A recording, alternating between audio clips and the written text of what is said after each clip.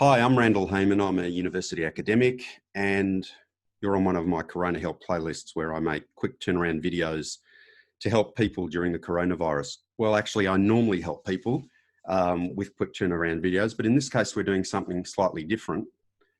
Colin, who's from the United Kingdom, commented below some of my videos about some interesting patterns he's seen in some stuff to do with modular arithmetic. So I thought I would actually get him on and he could explain it. And I'll just write one thing and then we'll go to Colin's spreadsheet. So Colin, you're on the line. Yes, hi Randall. Yeah, welcome. I just want to say before we go on, actually, Colin's not a professional mathematician. So in any of the comments that you make, try and be respectful. Over the years doing these videos, since 2013, I've got a few nasty comments here and there, but I'm big and ugly enough to not to worry about that. But so Colin started looking at things like this. He'll explain a bit more, but interested in this idea of all the solutions. Say we have 6 squared in this case. So we're interested in all the solutions as we vary this 13 and this 12.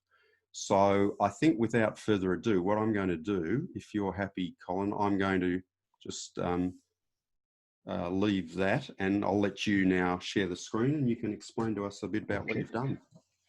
Okay, if it sort of all goes wrong and sort of things there, it's it's blame my tech rather than me. Right, okay. What you're sort of looking at here is a way to sort of find the solutions to a to the x is congruent to d mod p raised to sort of some power. And what we've got is a sort of running across the top and we've got d running down the bottom. So it's like this little square here would be 1x equals, 1, sorry, it's congruent to sort of 1 mod 2. Right. In fact, 2 to the power 1 it is in this case, because you can see 2 to the power 1, yeah. Because it's what we're going up there. Now, it's like interesting things that you notice. It's like if you focus on that little piece there that's sort of highlighted, if we raise the power. Actually, sorry, I'll just interrupt you because I know that the beige ones show that there's a solution and the grey ones show that there's no solution. That's important to know. Yeah. Okay, so if we raise the power, if we go to mod 2 to the sort of power of 2, it's like you'll see that the pattern before gets repeated. And we've got some lines and sort of things like that that sort of go across. We raise it again. Okay, and just look at this point, I'm just going to point out, just so people know, if we look at, say, 7x equals 6, so you take the 7, you go down and across you've got the 6. That square there is beige, so that means there is a solution to 7x equals 6. That means there is a solution, yeah. That's right. Okay, great. Okay, good. And as you can sort of see it again, it's that pattern gets repeated. Yep. Now, sort of interestingly, to sort of solve that, it's like you can show that this sort of works sort of from the definition of, sort of modulus. It's like you can show that it's to do with, the sort of, if A shares a sort of a GCD sorry, let me try that again. If the GCD of A and P sort of raised to your power is some value, it's like D also has to be divisible by that. Now it's like it's just a wee sort of proof by. Okay, so definition. You've thought about this and you think you can sort of prove or explain why that is. Can we? Well, yeah, it's like which is great. But the interesting thing with all of this technology is that you can see some patterns and then absolutely often try and prove it. So what happens if we go up to, say, power 4 or I don't know? Obviously, there's a limit to how high we can go. Well, it's like if we go up to, so up there, it's like it'll sort of. You can see a definite some sort of pattern there going on. Yep. So it's like you've definitely got that repeating pattern, yeah. Yeah, the one that's I find interesting is that occasionally you get a break in the pattern. So if we go across from 16 Mhm. horizontally, you can see you got the whole line, and then you've got that one spot where it breaks. Yeah. Well, it's like that one's sort of fairly straightforward, because it's like the only solution that you're getting there. It's like if we go down to 7, I'm getting sort of much of a sort of thing on sort of 7. That would be sort of What do you got 16, here? sorry. 2 to the 7. Okay. But you can see if you go across And from, bear with me, it's like if you go across from that was 16, 16. if you go across from 16, that it's all, you're getting solutions all the way until you get to 32. There's no solution, which I suppose just comes down to the GCD of Yeah. 16 and 32. Well, it's like, I mean, how that sort of has to work, because Yeah. like the GCD of A, D, and P raised to your power has to equal the sort of GCD of A and P raised to that power. The only time that you're sort of getting a solution on sort of one of these lines, right, is 32, 32. Yeah, yeah. You know, there's no solution to 32x equals 1 mod, what are we, 2 to the 7. It's like there's no solution there, and there can be sort of no solution. Oh, that's true. Yeah. And what happens if Right. we change can we change, maybe, I just think people might be interested, even if you have to take the power down a bit, but maybe just have a look now at mod 3 and start looking at the Yeah, powers. sure. That would be interesting, I think, for people to see. Yeah. So it's okay. So So it's you've got, a similar yeah. sort of looking pattern, isn't it? Yeah. Well, it's like what you're getting with sort of mod 3. Yeah. It's like if you're looking at Yeah. that sort of area, Yeah. it's like, again, it's like you've got that E equals 1 to sort of P minus 1. They're all going to be solutions up to there. So this sort of square has to be solutions. And then when you're getting into 3x is congruent to D mod 3 to sort of whatever power, it's like the only solution that you're getting is that last one there.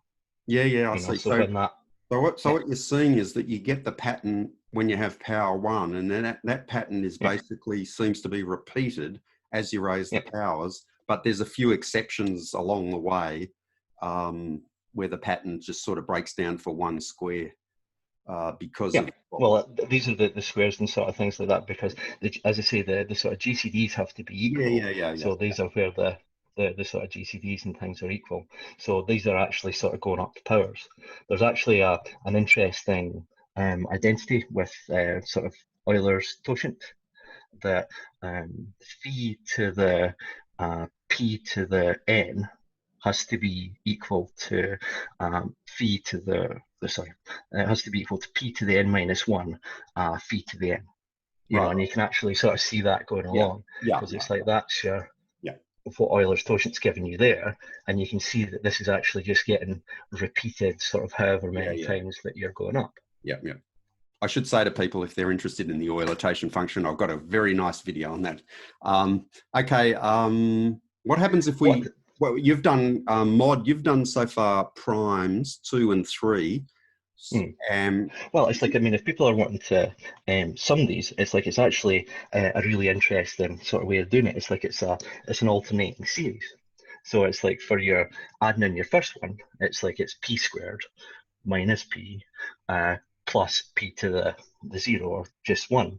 Yeah. And then you go up to it. So it's like it's this alternating series where you're starting off at 2 times the power, and then you're minusing and adding and sort of things like that, and sort of going up, which it is really sort of quite nice. I mean, the What way happens? that I got it. What happens if you do mod? Say you have a composite. Say put mod 6. You don't have to go to Yeah, the power of 3. That might be too big, but well, it gets really okay. quite interesting. So this is the interaction between the mod 2 and the mod 3, the 2 primes Yeah, that make up 6. That yeah. it's sort of interacting. Yeah. So And that. it's the sort of really interesting sort of thing like that about the composites, right? Is it's like, as pretty as this looks, it's like that's a mess to sort of calculate. It's like, although you can do a sort of series to add up, sort of looking at the sort of divisors and sort of things like that, How you really go after it is it's like you calculate the sort of phi function, and then the divisor function, that one with the wee sort of sigma. But The it's like power it's function, the divisor function. yeah. And so you've got the Euler's totient, so you can work out which ones are the sort of full bars, and then it's like going down the sort of different sort of divisors and things there. If you sort of jam them all up together, where all the things are sort of stacked up, you've basically, to estimate it, you've just got a power series, you know, and it's like that power series gets closer and closer to reality if you're sort of keeping it within a space closer and closer to the sort of answer as you sort of approach affinity. It's like it's weirdly related to integration. Okay. What happened? This is actually quite a pretty pattern. You could make tablecloth out of this or something. It's quite nice. Yeah. What happens if we go 35, which is 2 times 3 times 5? So we've got the 3 primes.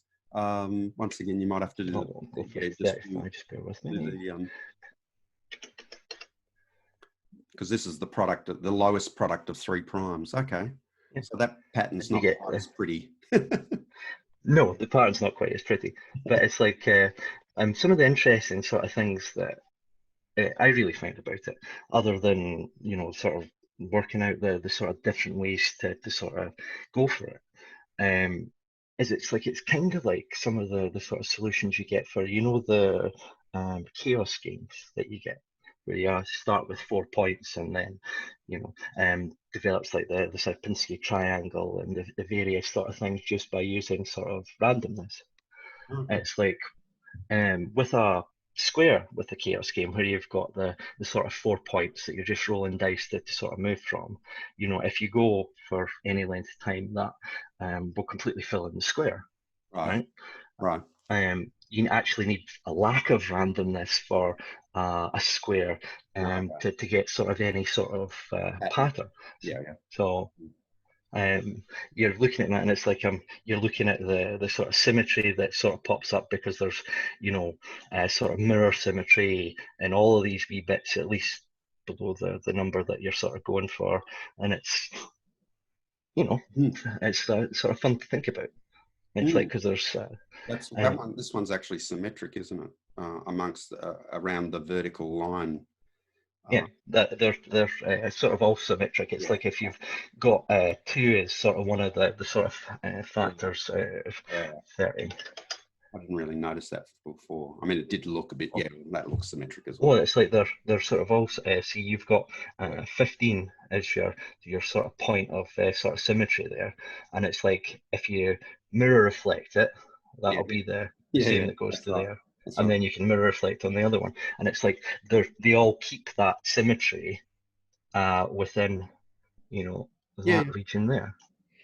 Okay, well, that's all very interesting. I think we're probably going to have to leave it there, Colin, but that's great. Thanks very much for sharing that, and it's really great to see people, you know, obviously a lot of people who are interested in my videos because they've got assignments to do and questions and stuff. But it's really great that from time to time people come up, you know, let me know that they're doing something that's where they're just exploring and having fun with maths. And well, it's like it's great. Yeah. So it's, I mean, definitely one of the things where I think Excel comes into its own is like these patterns get too complicated to really imagine, and it's like if you can sort of see them there and sort of play with them, let Excel do the grunt work. And professional mathematicians do the same. We use computers to find patterns, and then that then suggests something that we can then try and prove, and that's a way that professional mathematicians work as well in some cases. Anyway, I think we'll leave it there. Thank you so much, Colin. That was really great. And thank you for having me on. And good luck with the your mathematical explorations. Oh, thanks again. Okay. We'll stop here.